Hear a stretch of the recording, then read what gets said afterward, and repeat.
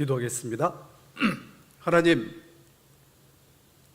이 시간 성령 하나님께서 우리의 마음에 하나님을 아는 지식을 조명하여 주옵소서. 우리 인간의 지혜로 사람의 철학으로 하나님을 알 수 없음을 고백하오니 예수 그리스도의 얼굴에 있는 하나님의 영광을 아는 지식을 우리 마음에 비추어 주옵소서. 하나님, 이 예배를 통해서 우리의 삶이 바뀌고 가치관이 바뀌고 목표가 바뀌고 비전이 바뀌는 시간이 되도록 역사하여 주옵소서. 예수님의 이름으로 기도합니다. 아멘. 우리 동작 중앙교회 우리 성도님들과 하나님의 말씀을 나눌 수 있는 기회를 주신 하나님을 찬양합니다. 그리고 이런 좋은 기회를 주신 조우영 목사님께 감사를 드립니다. 자, 오늘 읽었던 본문을 제가 간략하게 정리하면 이렇습니다. 하나님께서 환상 중에 아브라함에게 찾아오셔서 야, 겁먹지 마, 놀래지 마, 내가 너의 방패가 되고 내가 너에게 큰 상급이야, 이렇게 얘기하십니다. 그러니까 아브라함이 아멘 이런 게 아니고요, 나에게 뭘 주실 건데요, 이렇게 얘기합니다. 나는 자식이 없잖아요. 그러니까 여기 엘리에셀을 잘 봐주십시오, 그렇게 얘기합니다. 내가 씨가 없잖아요. 그러니까 우리 집에서 기르고 있는 이 종들을 잘 부탁합니다, 이렇게 얘기합니다. 그러니까 하나님께서 요구하시던 그런 대답은 아니었죠. 하나님께서 이렇게 얘기합니다. 야, 엘리에셀, 그 너의 종 얘기가 아니야. 내가 생각하는 거는 너를 통해서 낳은 네 씨, 네 자손이 번성하게 될 거야. 그리고 아브라함이 믿지 않으니까 아브라함을 데리고 나갑니다. 밖으로 데리고 나가서 야, 밤에 저기 하늘을 쳐다봐봐. 너 별이 몇 개쯤 있을 것 같냐? 이렇게 물어봐요. 여러분들 중에 별을 좀 세본 적이 있으십니까? 별을 몇 개나 세셨나요? 세본 적이 없죠? 왜요? 그 세면 바보거든요. 못 셀 줄 알거든요. 그러니까 아무리 의지가 강한 사람이라고 하더라도 1000개 정도 셌을까요? 10,000개를 셌던 사람이 있다는 거 들어보셨나요? 그러니까 너무 많기 때문에 우리가 셀 필요가 없는 거죠. 그러니까 하나님이 아브라함에게 그렇게 얘기합니다. 야, 너의 자손을 저 별만큼 많게 해줄 텐데 누군가가 혹시 별을 셀 수 있다면 너의 자손도 셀 수 있을 것이다. 예를 들면 너의 자손은 셀 수가 없을 만큼 많게 해줄게, 이렇게 얘기하십니다. 7절에 다시 얘기하시죠. 아브라함이 믿지 않으니까. 야, 내가 그 여호와야. 갈대아 우르에서 내가 너에게 나타났잖아. 내가 너에게 땅을 주고 내가 너에게 나라를 세우고 내가 너에게 민족을 준다고 얘기했던 그 여호와야. 좀 제발 알아들어라, 이런 얘기예요. 8절에는 이렇게 얘기합니다. 아브라함이 그럼 아멘 했을까요? 거기 그렇게 나오나요? 제가 볼 때는 그렇지 않습니다. 내가 그것을 어떻게 믿어요? 내가 그걸 어떻게 알 수 있어요? 이렇게 반문하죠. 그러니까 하나님께서 도저히 안 되니까 이제 자, 그러면 내가 실제로 보여줄게, 그렇게 얘기하고 9절에 있는 3년 된 암소, 그리고 3년 된 암염소, 그리고 3년 된 수양, 산비둘기 새끼, 집비둘기 새끼를 가져와서 그걸 반으로 잘라서 거기 놓고 기다려라, 이렇게 얘기합니다. 그 부분을 우리가 거기까지 읽었죠. 그 다음에 11절에는 이제 솔개가 와서 고기 위에 내려오는데 그것을 아브라함이 쫓았다고 얘기합니다. 여러분, 아브라함에 대해서는 들어보신 적이 있나요? 없으신가요? 아브라함 모르시나요? 아시나요? 저도 아브라함 아는데, 여러분, 아브라함이 좋은 사람인가요? 나쁜 사람인가요? 믿음의 조상 아브라함이라고 그래서 우리에게는 굉장한 사람이죠. 그분을 통해서 믿음이 시작이 됐으니까요. 그런데 성경에 보면 아브라함이 좋다고 하는 얘기보다는 굉장히 형편없는 사람으로 얘기합니다. 여기 있는 그 남성분들 계시죠? 결혼 안 하신 분 손 들어 보십시오. 여기 앞에 지금 이제 헌신예배 팀들이 계시군요. 나머지 분들은 다 결혼을 하셨을 텐데 자기가 좀 힘들고 어렵다고 그래서 아내를 팔아먹어 본 적이 있습니까? 저는 거기에서는 정확하게 얘기할 수 있을 것 같아요. 내가 아무리 힘들고 어려워도 내 아내를 팔아먹을 생각은 안 해봤습니다. 근데 아브라함은 2번이나 아내를 팔아먹거든요. 이해가 되시나요? 이해가 잘 안 되죠? 근데 이 아브라함을 하나님께서 평가를 어떻게 하냐면요, 15장 6절을 한번 봅시다. 15장 6절을 한번 같이 읽어볼래요? 자, 시작.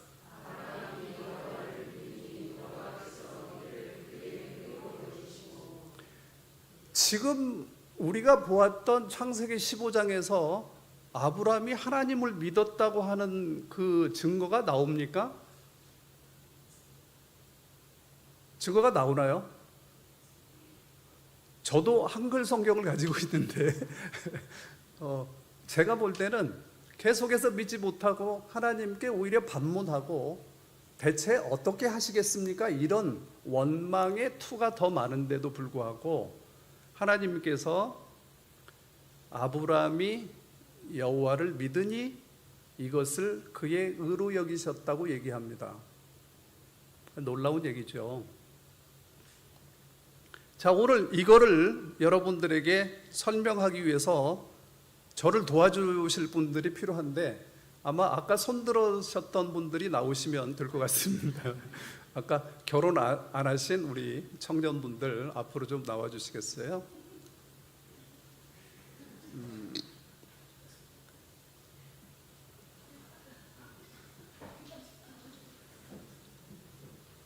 자, 가위바위보를 좀 하시고 누가 제일 이긴 사람을 한 사람을 선택하겠습니다.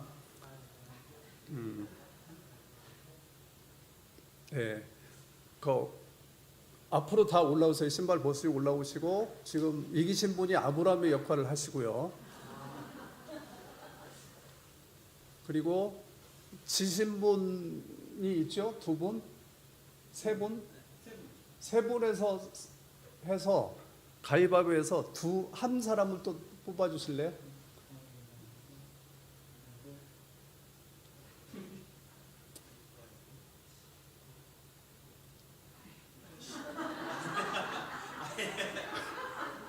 네, 결정이 됐습니까? 자, 그러면 아브라함 역할을 하십니다.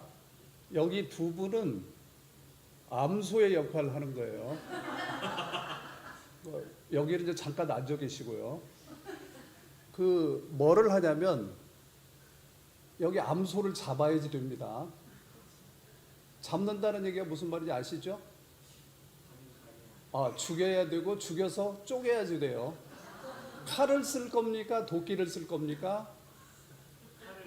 칼을 쓰실래요? 그럼 두 분은 네 발로 기시고 지금 두 분은 자 아브라함이 잡으셔요. 소리가 나야 됩니다. 피가 튀어야 되고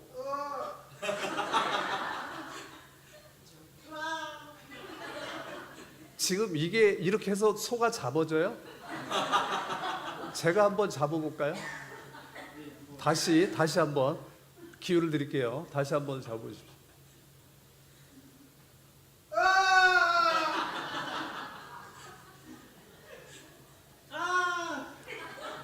자, 좋아요. 자, 우리가 쪼개야지 되는데 쪼개면 큰일 나는 거죠. 그죠? 쪼개볼까요? 어디? 쪼개면 난리가 납니다. 그러니까 쪼개졌다고 생각하고 저쪽으로 아래서 보이시나요 지금? 저쪽으로 조금 가시면 강대상 때문에 가릴 수가 있으니까 조금 틈을 벌리시고 이렇게 벌려놓은 거예요. 이해가 되시죠? 이제 아브라함이 있고 한 사람은 솔개 그러니까 독수리 역할을 한 겁니다. 날아가서 고기를 좀 뜯으세요. 네. 네. 자, 오케이. 그리고 이제 아브라함은 여기 오셔서 앉으셔서 솔개는 이제 퇴장하셔도 됩니다. 거기 계셨다가 제가 마지막 하나 저기를 드릴 테니까 그때 등장하시고 여기 이 단에 강대상에 두 번째 정도 해서 거기서 주무시고 계십시오. 주무시는데 완전 누워서 그렇게. 자, 지금 제가 이게 설명한 것이 성경에 있는 말씀 그대로입니다. 이해가 되시나요? 아브라함이 정말 하나님을 믿지 않으니까 하나님이 뭐를 하시냐면 그래 좋다. 내가 너한테 특별한 거 하나 보여줄게 라고 얘기하시고 아브라함에게 야, 소, 염소, 암염소, 양 이렇게 가져다가 반절로 쪼개 그리고 그거를 벌려서 놓고 기다려 이렇게 한 게 지금 우리가 읽었던 데입니다. 분명히 성경에 나와 있는 말씀이죠. 이 말씀을 하시고서 약속을 합니다. 언약을 하는 거예요. 이 언약이 무시무시합니다. 당시에. 그 당시에 언약을 맺는 방법을 우리가 살펴볼 필요가 있는데 그냥 보통 사람들, 같은 사람들끼리는 그렇게 언약을 맺지 않죠. 왕과 신하, 우리말로 얘기한다 그러면 어마무시한 조폭하고 그 일반 사람하고 약속을 맺는 거예요. 그리고서 너 이 약속 어떻게 어기면 어떻게 하는 줄 알아? 내가 너의 집안 다 봐줄 거야. 내가 네 자식 봐주고 내가 네 아내 봐주고 그럴 거야. 너 조심해. 그리고 짐승을 죽이는 것 같은 그런 계약입니다. 이 의미는 이 쪼개놓은 이 짐승 사이를 걸어가는 것으로 손을 잡고 함께 걸어가는 것으로 언약이 맺어져요. 그 말은 무슨 말이냐면 둘 중에 누군가가 이 약속을 깨면 이 짐승처럼 죽일 거야. 그런 의미가 있습니다. 이해가 되시나요? 그러면 이 시간 우리가 한번 창세기 15장의 그 마지막 부분을 한번 살펴볼 텐데 15장 18절을 봅시다. 15장 18절을 한번 읽어주세요. 시작.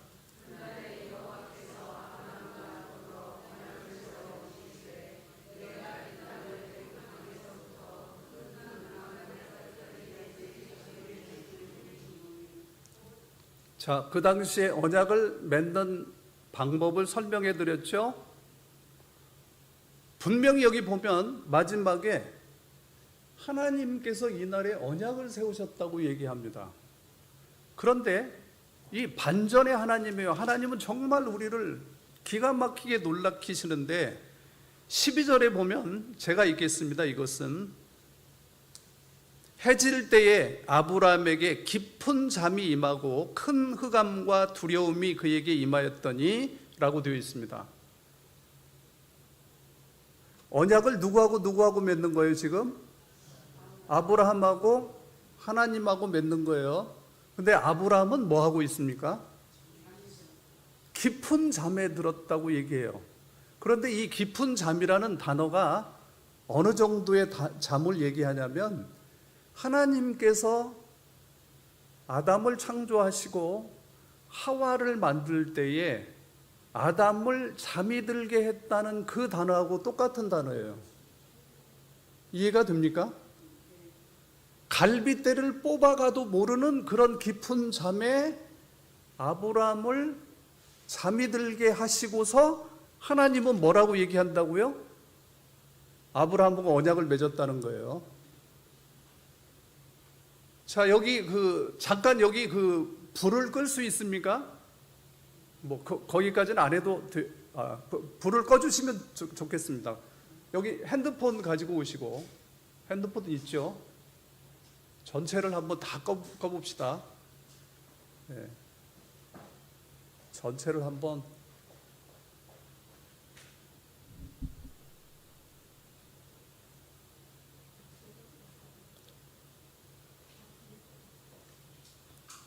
자, 제 목소리는 들리시죠?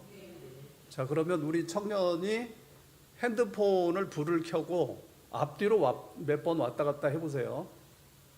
네, 이 사이로. 네. 사이로 지나가야 됩니다. 네, 그리고 다시 한번. 네, 한 번 더. 마지막으로 한 번 더. 네, 감사합니다. 자, 이제. 자, 이 장면이 정확하게 일치합니다. 지금 아브라함은 퍼져서 자는데 어떤 일이 일어난지 모르고요. 하나님은 자기 목숨을 걸고 내가 이 언약을 지키겠다고 혼자 지나가십니다. 아브라함이 한 일이 뭐가 있을까요? 자는 거. 정확하십니다. 불 켜주셔도 되겠습니다. 자, 일어나시죠. 다 퇴장하셔도 됩니다. 박수 한번 쳐주시죠.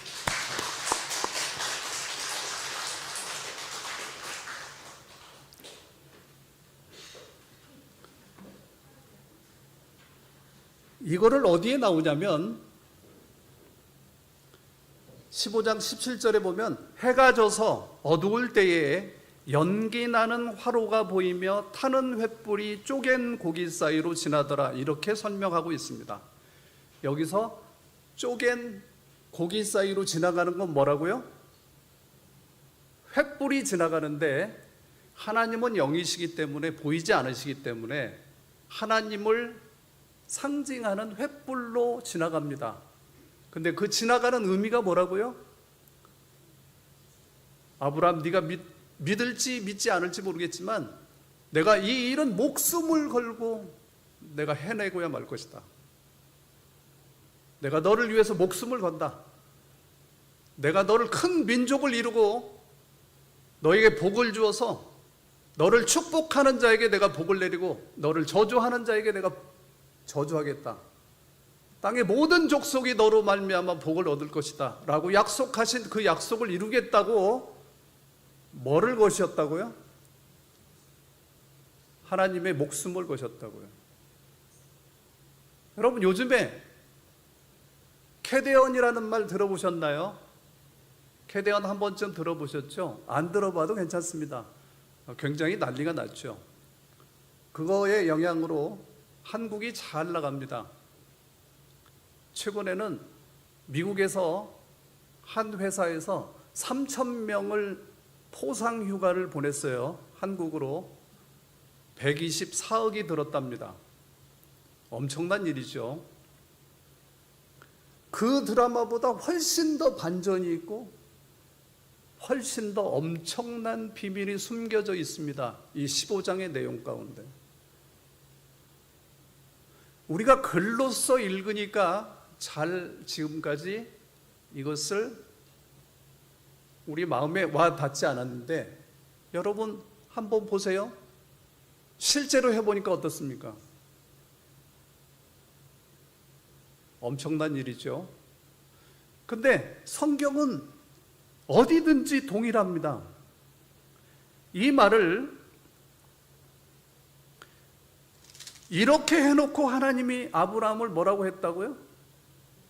아브라함이 하나님을 믿으니 하나님이 그것을 그의 의로 여기셨다고 얘기하는데, 이 말을 정확하게 원래 기록된 성경으로 보면 하나님이 아브라함에게 믿게 하시고 그것을 그의 의로 여기셨다라고 얘기하고 있습니다. 아브라함이 믿은 적이 없습니다. 에베소서 2장 8절에도 동일한 말씀이 나오는데, 에베소서 2장 8절을 한번 찾아가 볼까요?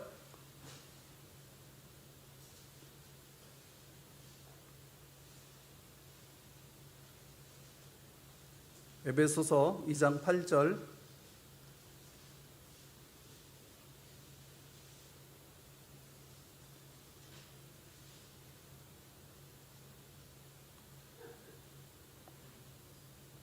찾으셨죠? 찾으셨으면 한번 같이 읽겠습니다. 시작. 너희는 그 은혜에 의하여 믿음으로 말미암아 구원을 받았으니 이것은 너희에게서 난 것이 아니요 하나님의 선물이라. 여러분, 성경은 정확하게 전체가 일치하고 있습니다. 믿음으로 구원을 받았다고 얘기하는데, 그 믿음이 내가 믿은 게 아닙니다.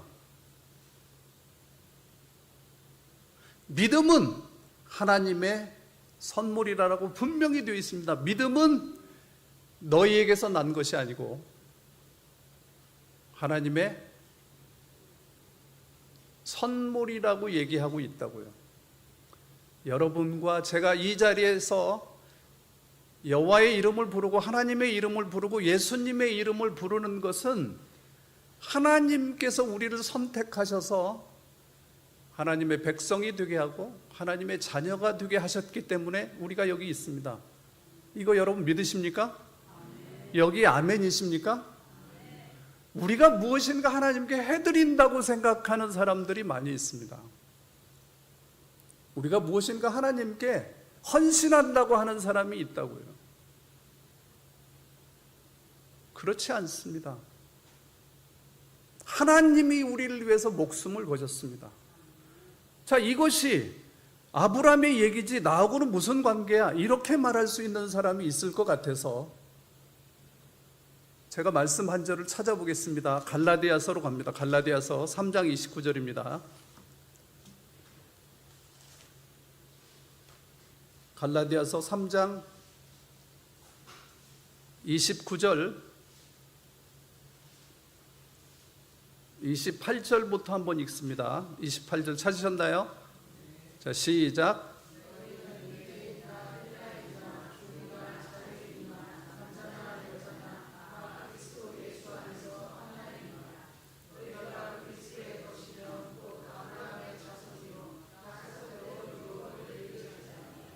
여러분, 분명히 여기 말씀하고 있습니다. 너희들 헬라인이 됐던 유대인이 됐던 종이든지 자유인이든지 너희가 부자든지 가난한 자든지 남자든지 여자든지 다 예수 안에서는 하나야. 그런데 그리스도의 것이라고 너희들이 믿는다면 곧 누구의 자손이라고요? 아브라함의 자손이라고 얘기합니다. 아브라함의 자손이고 약속대로 유업을 받을 자라고 얘기합니다. 우리는 잘 들어보십시오. 여러분들과 저는 성공할 수밖에 없는 운명을 받고 태어난 사람들입니다. 하나님께서 우리의 방패가 되시고 우리의 상급이 되십니다. 우리는 잘못될 수가 없는 운명이라고요. 실패할 수가 없다고요. 아브라함이 그렇게 하나님을 믿지 못하고 의심하고 반항하고 아내 팔아먹고, 심지어 한 번 더 찾아와 볼까요? 제가 오늘은 아주 아브라함을 좀 깔려고 준비를 많이 하고 왔습니다. 창세기 16장으로 가봅니다. 창세기 16장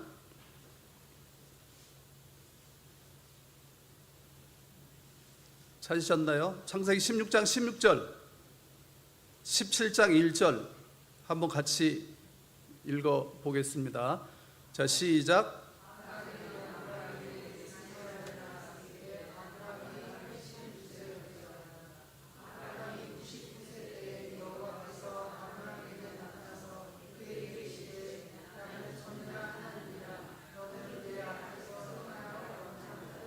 잘 보십시오. 여기 여러분, 옛날에 성경이 이렇게 지금처럼 앞으로 쓰여지고 뒤로 쓰여지고 이런 성경이었을까요? 지금처럼 창세기 몇 장, 몇 절 이런 게 나눠졌을까요? 그렇지 않습니다. 양의 가죽에다가 모세오경 이렇게 전체를 써서 두루마리로 말았던 성경입니다. 이해가 되시죠? 그러면 16장 16절과 17장 1절 사이에는 간격이 있나요, 없나요? 없어요. 이해가 되시죠? 근데 거기 분명히 아주 우리가 정확하게 이해할 수 있도록 뭐라고 하냐면, 아브라함이 86세였다는 얘기를 정확하게 기록하고 있어요. 언제? 하갈에게서 이스마엘을 낳았을 때. 이게 하나님이 보실 때 어땠다는 거예요? 기분이 좋았다? 하나님의 약속을 믿지 못한 거잖아요. 이게 어디에서 나오는 거예요?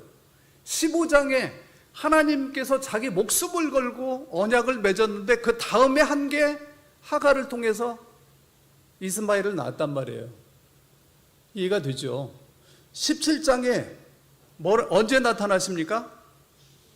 99세라고 정확히 기록하고 있어요. 그러면 여러분, 아무리 여기 산수 못하는 분들도 이 정도는 아시죠? 99에서 86 빼면 너무 어렵나요? 13년입니다. 근데 그 13년 동안 하나님께서 아브라함의 삶 가운데서 기록될 만한 것을 하나도 찾지 못했다는 거예요. 성령의 눈으로 볼 때 하나님의 관계 가운데선 어떤 것도 기록할 글이 없다는 얘기입니다. 그래서 17장 1절에 뭐라고 얘기하냐면, 하나님이 99세 때에 나타나서, 야, 내가 얼마나 능력이 있는 사람인 줄 알아? 나는 전능한 하나님이야 라고 다시 얘기하신다고요. 그리고 그 뒤에 읽어보세요. 너는 내 앞에서, 함께 읽습니다. 너는, 시작. 너는 내 앞에서 행하여 완전하라. 이 말이 무슨 말이냐면, 우리 한국말로 우리가 쉽게 이 얘기하는 용어를 쓴다면, 너 똑바로 살아 임마. 너 뭐 하는 거야 이 자식아?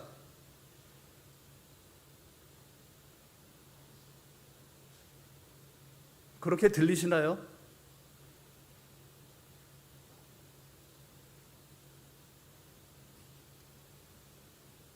우리가 무엇을 하나님께 해드린다고요? 여러분이 무엇인가 하나님께 헌신한다고요? 하나님은 우리를 위해서 목숨을 거셨습니다.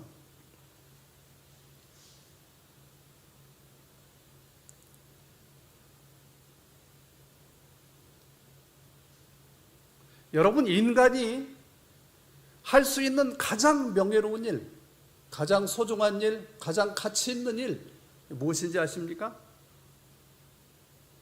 하나님을 예배하는 것입니다. 하나님과 교제하는 것입니다. 하나님의 일에 참여하는 것이라고요. 우리가 그분과 함께 무엇을 한다는 거, 이것은 영원히 사라지지 않는 우리의 영광이지, 그분은 우리하고 함께 있는 것이 오히려 불편하고 오히려 역겹고 오히려 지겹고 오히려 힘들고 오히려 귀찮고 오히려 답답하고 오히려 형편없고,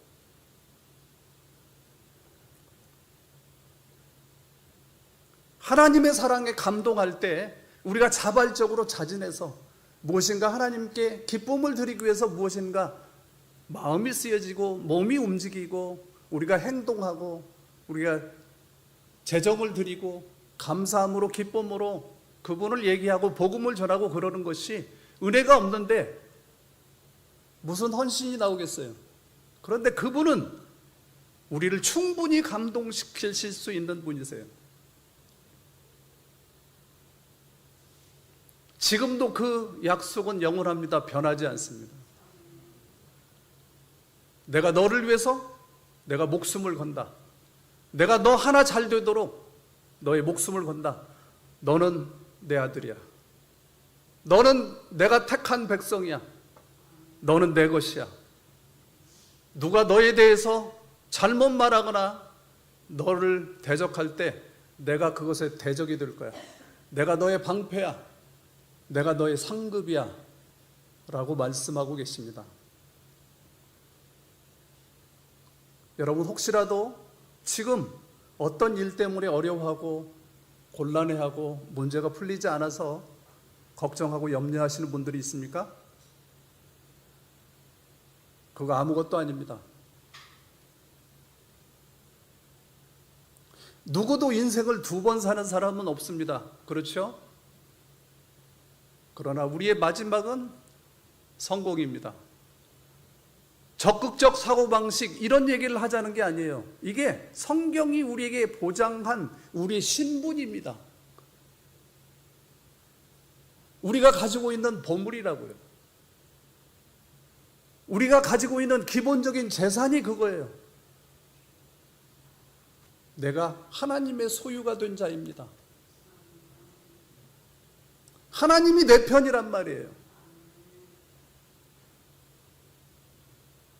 여러분, 이 오늘의 말씀을 잘 기억하고 여러분이 있는 곳에서 절대 기죽지 마시고 당당하시고 담대하시고 세상을 바꾸시고 여러분이 사는 곳에 하나님의 영광을 끌어들이는, 하나님의 영광이 여러분을 통해서 드러나게 하는, 여러분 주변이 여러분의 입술에서 나오는 기도를 통해서 그 땅이 축복이 임하고 은혜가 임하고 하나님의 기적이 임하는 그러한 한 분 한 분이 되기를 소망합니다. 기도합니다. 하나님 감사합니다. 하나님의 사랑에 오늘 또 감격합니다. 감동합니다. 우리의 입술 가운데서는 이 고백밖에 나오지 않습니다. 하나님, 내가 무엇이 간데 나를 위해서 나를 이렇게까지 사랑하시고 나에게 하나님의 목숨을 거실 만큼 나를 존귀한 자로 여기십니까? 내가 그럴 가치가 있나요? 하나님은 우리에게 그렇게 말씀하십니다. 내가 너를 죽을 만큼 사랑한다. 내가 내 자식을 죽여서라도 너를 사랑한다는 것을 내가 증명해 보이고 싶을 만큼 너를 사랑한다. 너는 나의 백성이고 내 아들이다. 너는 나의 참 아들이다 라고 말씀하십니다. 하나님, 우리의 신분을 잘 기억하고 세상 가운데 축복의 통로로 복의 근원으로 살 수 있도록 도와주옵소서. 감사드리고 예수 그리스도의 이름으로 기도합니다. 아멘.